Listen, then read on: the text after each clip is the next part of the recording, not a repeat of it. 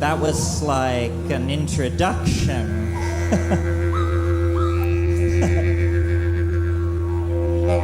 Now for some preaching to the choir on the subject of how come it is that the further in you go, the bigger it gets. I remember the very, very first time I smoked DMT.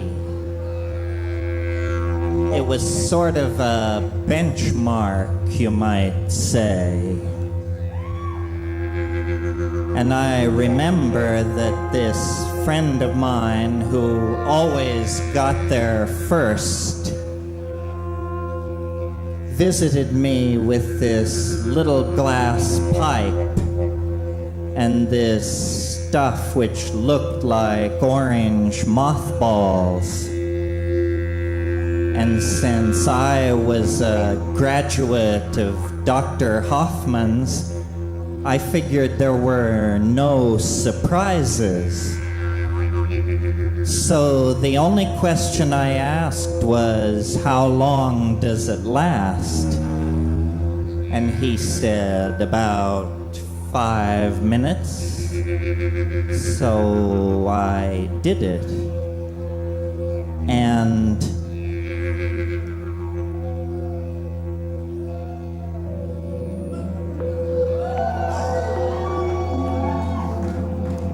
there was something like a flower, like a chrysanthemum in orange and yellow that was sort of spinning,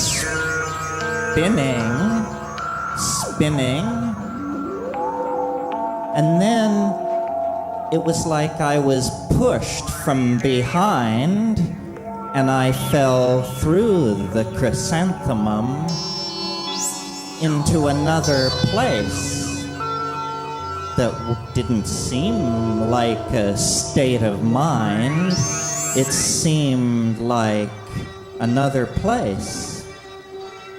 And what was going on in this place, aside from the tastefully softened indirect lighting and the crawling geometric hallucinations along the domed walls, what was happening was that there were a lot of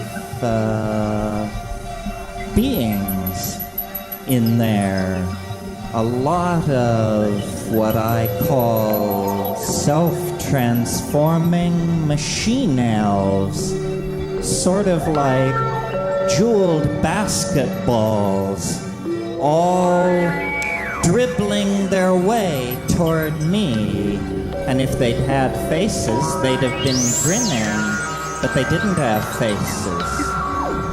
And they assured me that they loved me, and they told me not to be amazed, not to give way to astonishment. And so I watched them, even though I wondered if maybe I hadn't really done it this time. And what they were doing was they were making objects come into existence by singing them into existence. Objects which looked like Fabergé eggs from Mars morphing themselves with Mandaean alphabetical structures.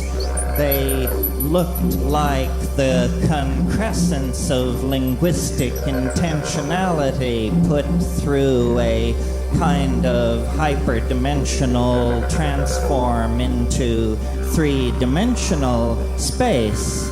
And these little machines offered themselves to me And I realized when I looked at them that if I could bring just one of these little trinkets back, nothing would ever be quite the same again. And I wondered, where am I? And what is going on? And it occurred to me that these must be holographic viral projections from an autonomous continuum that was somehow intersecting my own. And then I thought a more elegant explanation would be to take it at face value and realize that I had broken into an ecology of souls, and that somehow I was getting a peep over the other side. Somehow I was finding out that thing that you cheerfully assume you can't find out. But it felt like I was finding out. And it felt... And then I can't remember what it felt like, because the little self-transforming tykes interrupted me and said, "Don't think about it. Don't think about who we are. Think about doing what we're doing.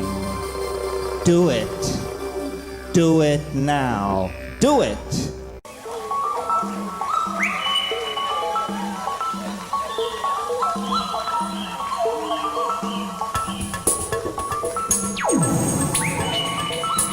I'm going to take 5 here, and we'll be back and chat some more.